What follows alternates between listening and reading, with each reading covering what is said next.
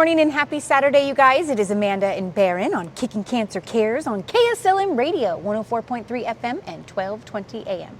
And our sponsor for this first half is Oddmo's Pizza, who also does concession stands here, correct? Absolutely. Sells and his you should pizza. probably tell the listeners that here is not the studio. Yes, go ahead. Well, we're not in studio today. Bum, bum, We're at the bum. Armory. It is so awesome here. We are on the basketball court. Super fun. Yes. So, but you were saying that Oddmo's. Yes, they do the concession stands here, so when you come to the basketball games, they are serving their pizza right here. And pasta and other things, because Yes. nothing but the best for the best. So. Yeah. Exactly, best of the best. And their wings are phenomenal. Mm. And for those that are listening on the radio, there's a third voice. Yes, Do you Jason want- Conrad. Do you want to introduce our third voice? Welcome, Jason Conrad. Thank you. I Everyone's appreciate favorite it. 7-footer. I try. I try. We're thrilled to have It's a Jason tough back. job. Yes. Have him back. He's on this show before. Yes, he was. So Gosh, a couple, it's been couple like, years ago? Yeah, and with Mike from Oddmo's. You and Mike came Oh yeah, that's together. right. Okay. Yes. Yeah. Yeah. Almost a year ago? Yeah. Almost a year ago. Okay. Yeah. That's right. We had the big guy and the little I guy. came on. Yeah. But we're going to circle back to that in a minute. Okay. But what we do, Jason, is we do kind of a review of last week's show. Yeah. We actually had an amazing lady that came down from Vancouver, Washington, but she's Native American. Mm-hmm. And so we had this whole conversation about how the indigenous people's cancer rates are higher Okay. than the rest of us. What was your big takeaway from Dr. Cherie? Just that it can be, I guess in her case, how it's environmental, but also self-inflicted. And so it was just interesting, that conversation on how it can kind of be both. Kind of be both. Yeah, so just the whole aspect around that. Well, you're going to love the whole kind of be both, because next week's guest, her husband has a very rare genetic cancer Okay. that sat dormant until he joined the military and was exposed to the fuels from the planes. Okay. And it triggered that cell to become active. Oh. And then it passed it on to their kid, who got retinal cancer. Man. It's wild. So Yeah. in their case, it was hereditary, but dormant until the environment triggered it. And Yeah. So we're going to talk about environment, and that was Yeah. last week. That's too bad. I know. And fortunately, the kid is alive, just has one eye. Yeah. Which is, I guess, the least of your concerns. Absolutely. Yeah, yeah. If I had to, you know. Have to Hey. choose between One or the dying and other. one eye, I'll take the one Yeah. eye. For Yeah, sure. Absolutely. Well, you said before we started recording, this is not your favorite food, It's not. but we have been going through this magazine of 100 disease-fighting foods, Okay. and this week's is salmon. And so what's intriguing here is it talks about the fact that salmon is high in omega-3 fatty acids, EPA and DHA. Science has showed that those two fatty acids may fight inflammation, they'll improve your blood pressure, but more importantly, they reduce your risk of cancer. The nice thing is you can get those pills at Costco that have both those things in them. So you can get the omega-3. Because I take them every morning. See, you don't have to eat So the salmon. benefits without the taste? The benefits without the taste. Yes. There you go. Okay, It's a win okay. for you. I give it to my dogs for their food because I make homemade dog food and they get it. Well, Jason was It is saying he good. loves seafood. I do Yes. love seafood. Yeah. Absolutely. So- I love all so- food. More for you guys. Yeah. More for I us. do love all food. I'm a foodie, but seafood is You're a foodie, a but hard not one. Is a hard one for me. That's the other You're thing. even Don't worry, Terrible. seaweed. 2 weeks in a row. That's one of my best, 2 my weeks, favorite that's snacks. next week. So We'll save that for later. take that one later. Well, and the other really fun update I want to give you is we mentioned this last week. We now have a chapter in Vancouver, Washington. Yes. Nice. And they are doing these go teams like we've done in the past. Well, the one they just did was a girl named Charlie, and it was really a simple concept. Just go to Red Robin, eat your dinner. Red Robin then donates part of the food that came in. Yeah. But they raised almost $1,300 for that. Wow. That's girl. awesome. That's amazing. Yeah. That's really cool. So it's just it's really fun when you begin to see how a community will rally around somebody, and that's what I love about what we're doing is we don't have this big pot of money just to hand to people, but you actually wind up being even more beneficial to them when the community rallies around them. Yes, absolutely. So guess what today's whole conversation is going to be about is how Jason has literally built a basketball team around the community culture. Okay, Yeah. perfect. I love it. But what I would love to do before we get deep into that is, because it has been a year since you were on the show, Yeah. can you kind of tell listeners again what's your basketball journey? There was a point in your life when mental health became a really Yeah. big deal for you. Can you review that for us? Yeah, no, absolutely. So Basketball was actually the last sport I ever played. I played literally everything except basketball. And then when I was 5'8" at the end of 8th grade, I was like, I'm going to quit everything and play basketball. And as you can guess, I wasn't really good at basketball. I was actually really bad at basketball. Oh, okay.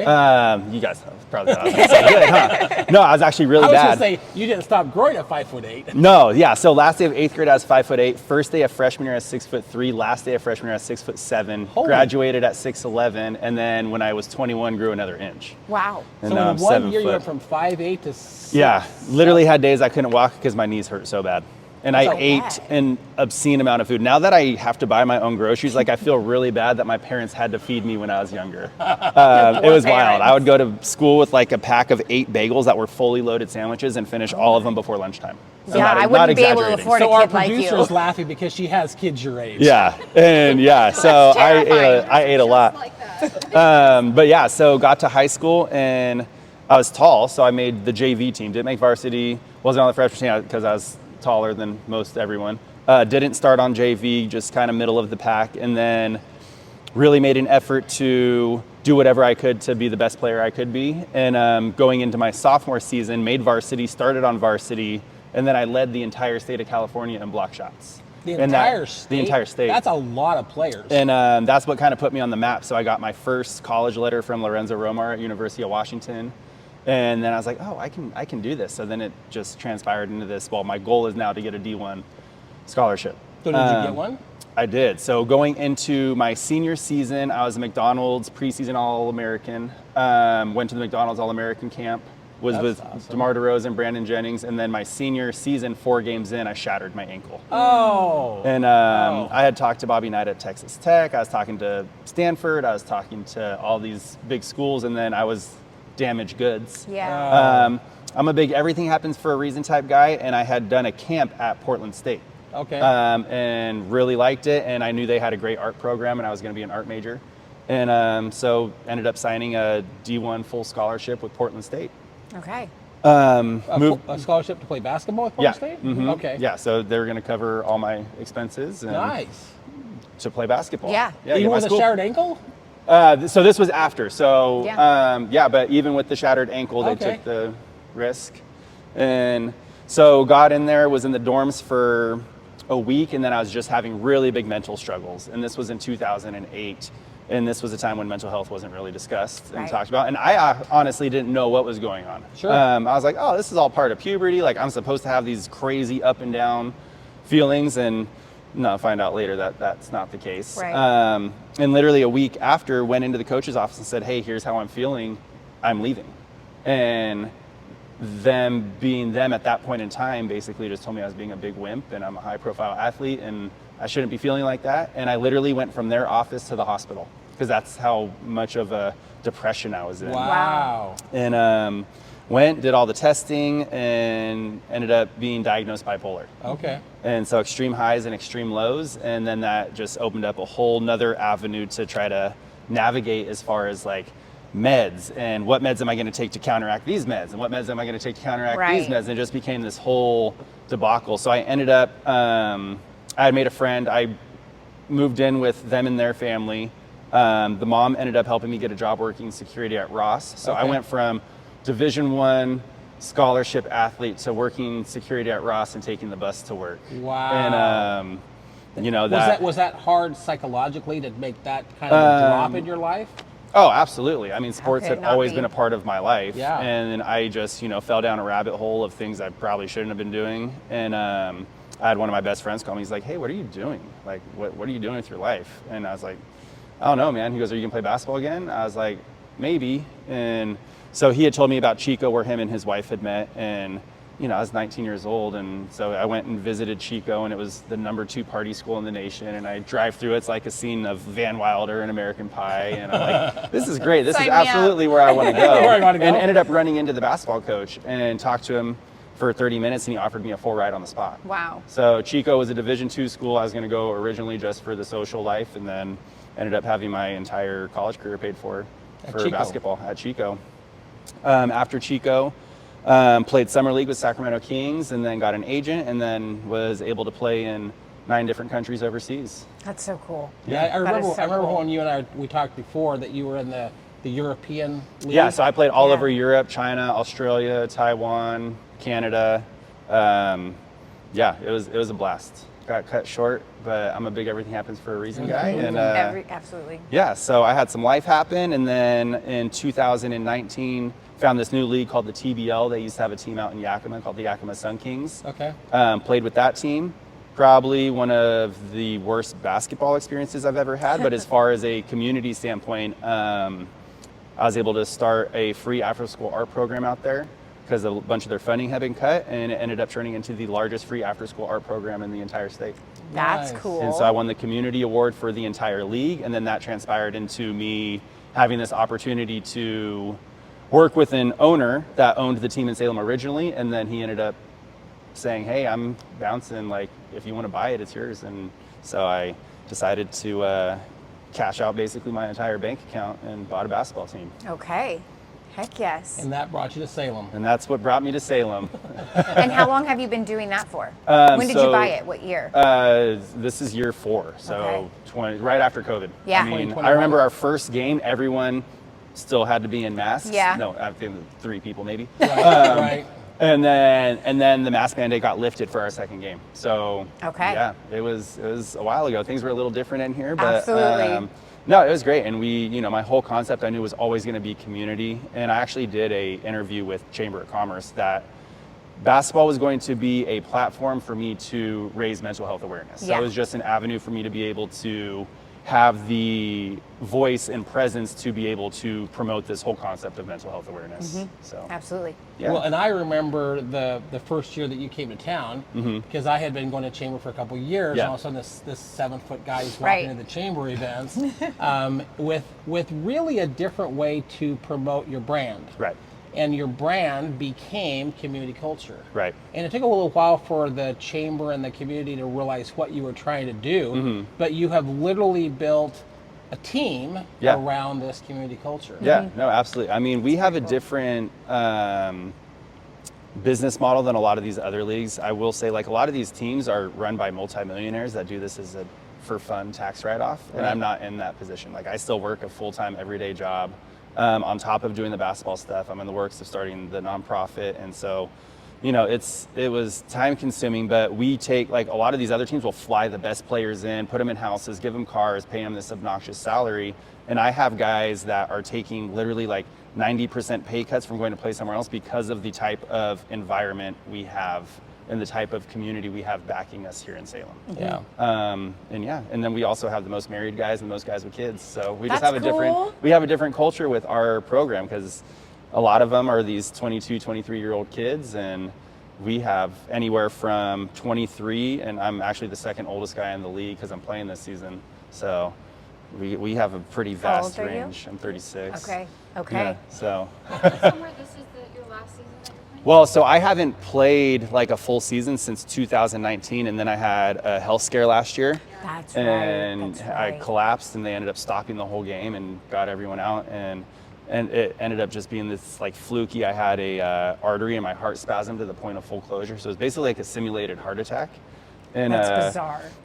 it happens to 1 in like 25 million people. So I should have went out and Oh bought a my lottery gosh. ticket. You should buy like I know. And yeah, so they're like, yeah, obviously watch yourself, but you're fine. And it just kind of changed my perspective on a lot of things. I don't think I've ever been afraid to die. It's never Right. been a thought in my head until that night. And then, I got home, I had like 400 plus messages on each platform. Yes. I mean, text messages, phone calls, Instagram, Facebook. Like, how are you doing kind of messages? Yeah. Oh yeah, What's and the going fact on? that that many people cared to actually reach out, just not that I didn't think people didn't care, but I think, I don't really give myself as much credit as some other people think I deserve. Yeah. And it just changed my perspective and some of the ways I do things. So I'm like, man, I really love playing, and I want to get in shape and play one last season for the community that I love. Yeah. And The Well, only- it was Yeah. interesting to me to come to the game that you had to determine your players. Yeah. So you had all of them were your players, but 2 different teams. Yeah, And our it was training camp game, the training yeah. camp game. So I came to this game, and I was chuckling with the person sitting next to me. I said, Jason owns the team, and he's actually has to try out just like everybody else Yeah. to be part of his own Yeah. team. Yes. Oh yeah, no, and me and my coach, like I talked to him, I was like, I don't want you to treat me, and I've known my coach, me and him actually played together a little over 10 years ago. And so we've known each other for a long time. I was like, I don't want you to treat me any differently than you would anybody else. And he's one of those guys where he's good at separating things. And he goes, oh, don't worry, I won't. And, You better play your heart out, yeah, boy. no, for sure. I mean, I got to fight for playing time and this and that. And, we keep, this is professional basketball. So we take pieces away and add new pieces. I got to fight for every piece of playing time I get. So Well, it's you fun. made a statement, I think you made it to the chamber, but I thought it was a very interesting statement that you're not looking for the best players, you're looking for the right players. I mean, I say that every tryout. You can be the best basketball player, but if you're not a good person, I mean, because what we do, so much of it happens off the court. Obviously, we want you to be able to perform on the court, but with our culture and our dynamic, you need to be able to do both. And we've had people in the past that have been great basketball players, but didn't do what we needed them to off the court. And I will take the guy that's, able to have multiple facets to what he's able to do over the one guy that's just good at basketball. Yeah. Yeah. And I know that of all the people that I've met, and there's been a variety of professional sports in town. We had a football team for a while. I work with the baseball stadium. But you're the only professional sport that actually has players who consistently show up to chamber events. Yeah. I mean, So they're part of the community.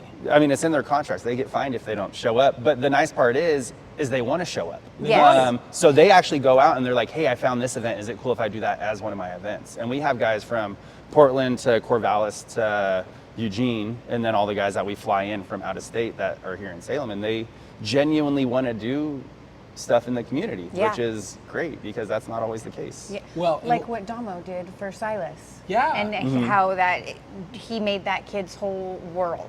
Yeah. And so those are the types of things Oh, where, yeah, you absolutely. can't just be a good basketball player. You got to be just a solid person all the way Absolutely. around so that you can give back to For the sure. community. Yes. Absolutely. Well, and the one thing that I have observed is because of your mentality about the team, you guys had a game recently in Corvallis. Yeah.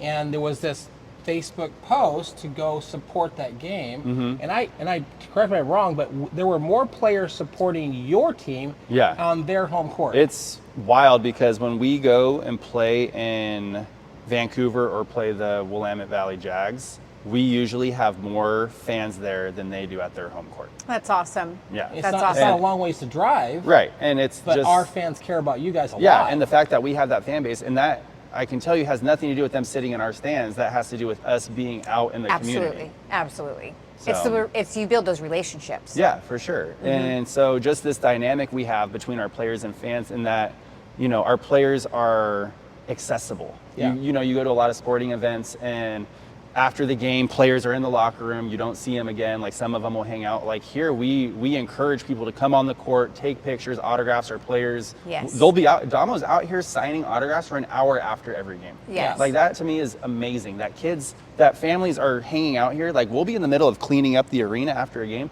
and we'll still have 50 people here. Yes, I believe it.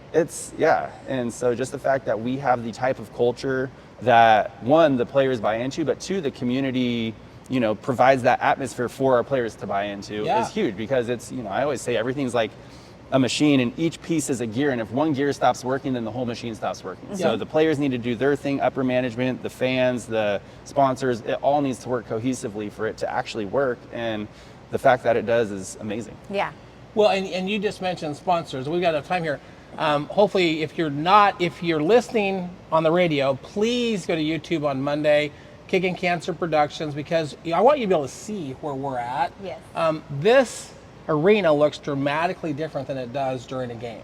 Yeah. Dramatically different. How long does it take you to set up for a game? So with our crew, we have like a 10-person crew. It's about a 3-hour setup. To Because get you it all have done. all your sponsors. We have all the sponsors. Yeah, I mean, setting up player benches, the score tables, the locker rooms, the foyer, concessions, floor seating, the aux box, putting banners up. Everything. It's a whole production. It is. yeah. Yes, I can But I only think imagine. one thing that listeners probably don't know, and you were telling us before I started recording, that first year you were committed. Yeah. But still a business that's not paying you, but you're committed Right. to the idea. Yeah. But your father is committed with you. Oh yeah, my parents And are your mom. huge. Yeah, Yeah. both my parents. I'm very fortunate that my parents they've owned their business together since they were in college. Okay. So they've been business partners since they were 22 years old or 23 cool. years old, which is wild to Yeah, me. yeah. The fact that they work together and Right. live together, they're like the most happily married couple I know. Yeah. Like, they've definitely done really well. And so my mom's an accountant by trade, and she helps me with the books. And I'm very good at delegating. Like, I'll do the things I'm good at, and that's like the peopling and talking and showing up. And I love people, and I'll do all that. But my dad is my game day operations guy, so he's a very old school, stern guy. Make sure everything gets done. But Yeah. yeah, I've watched your dad walk this arena. oh yeah. Before your dad knew who I was, Yeah. I was gently extorted that I wasn't And that's supposed to be. and he's one of those people, like, he doesn't mean it in a bad way. He's just a very blunt, like, old school, like, hey, I'm going to tell you like it is, and if your feelings get hurt, that's on you. Yeah. Well, there was a table over here that was reserved for some VIP people, and I Yeah. didn't know that. And so I set my drink down, and I was encouraged to move. Yeah. And then your dad's awesome. Yeah, I'm he's not- great. He does a good job during the games. In year one, I was emceeing. He was game day operations. My mom's running the merch booth for the 4 years because that's their business. We do all the merch and jerseys and everything. Yeah. But yeah, me and my dad would be here. It was just us two because we didn't have the crew that we do now, and we'd be here after a game till like 3 a.m. Wow. cleaning up. Yeah, Yeah. that's a lot to Because you clean gotta get up, all too. that We stuff got to get down. all of it. And then we'd go row by row in these Clean. 2,000 seats and Yeah. have to get all the trash and wipe up all this stuff that was Because you spilled, and rent this arena. We from- rent, yeah. So it's a state-owned, military-operated building that we rent by the hour. By the hour. So when you clean up, is that So when- they let me clean up for free. Okay, that's good. I'm like, But wow. I mean, yeah, no, it's been interesting to navigate, and now like I have a great relationship with the Armory. But year Oh, I one, they bet. didn't know who we were. Basketball had been here before, but never really had the longevity that we're Right. having. So I think they were just very suspicious as far as like if we were gonna do what we said. Right, we were gonna do. right. And I always tell them like, this is our home. I'm pretty sure I have more keys to this building than the people that actually work here. You're probably right. And we take care of it. Like the amount of money that I've injected into this building that has nothing to do with the Armory. They're like, hey, if you're gonna do it, don't be listening to Armory. But they're like, they're like, hey, it's better. I'm one of those ask for forgiveness over permission. And at the end of the day, I'm helping upgrade the building. I'm just, cutting a few lines and going straight to the front Problem. to make Yeah. sure I can get Yeah. it done. And I foresee us being in this building, I mean, for years long until time. That's awesome. I'll probably be gone by the time we're done in this. Hopefully we expand to some point. We have a huge arena, but for now we have 2,800 seats in here we got to fill, and I need less than 1% of Salem to show up, which has been wild. I always say we're the best kept secret in Salem because That's for sure. we average just over 700 fans. I'm hoping we can get over that 1,000 threshold. And then someday I want to see this place full. So Absolutely. Well, we've got about a couple minutes left. I'm on a little teaser here that people have to listen after the commercial break. But there's something that I stumbled onto. I had an idea that I stumbled into the right guy. Okay. Because I had already gone to the baseball stadium and I asked him, could I get involved with your Cancer Awareness Weekend? Well, they've been doing that for years, but I said, I'll help bring some survivors and they can throw a first pitch out. So I meet Jason early on and I said, could we do this with basketball? What I didn't realize was that was the very first themed game We that ever had. you had. That's really We cool. did. We Yeah. did. And well, now we're getting ready to do our fourth Cancer Awareness game. And we call it Kicking Cancer on the Court. Yes. Yes, I or love kicking it. cancer in the ass. There you go. There you go. But this year, we've got three wonderful sponsors, and I'll talk more about them in the second half. But we've got a really fun jersey. It's so fun. So I love fun those. Jersey. Because I showed this concept to Jason, and he created this thing that says, cancer sucks in every color. Yeah, because it does in every single color. In every Yep. color. And so the relationship that we've been able to build with you has been so fun. That very first year, we were supporting Sandy Thornton, and she lived in Dallas, and she was just coming out of treatment and just not feeling really well. She did sit over here, and then I brought Jason over to talk to him, and it turns out that her husband's name was Jason as well. Oh, okay. And they had worked at Grocery Outlet together. At They some had point. bought the grocery outlet from the girl's parents that I was dating when I first moved Oh, to Oregon. funny. Oh, Yeah, funny. So small Small world. So I world. used to be the freezer manager for the grocery outlet that they now own. Okay, that's cool. That's crazy? funny. That's awesome. So we'll share a few more stories about the culture that we've tried to build and how it's been able to mesh with what Jason's doing. and I'll tell you what's coming up here in about a week. Okay, perfect. Then we're going to take a quick break, but first I want to give a huge shout out to Odd Moe's Pizza. If you guys do not have any lunch plans, I highly suggest going and grabbing a pizza, some potato poppers, the Green Monster, add bacon and chicken, and their Reggie Veggie. Oh my gosh, so good. Okay, we'll be Always right your back. favorite. Always, always, always. You cannot go wrong with those. All right, we'll be right back.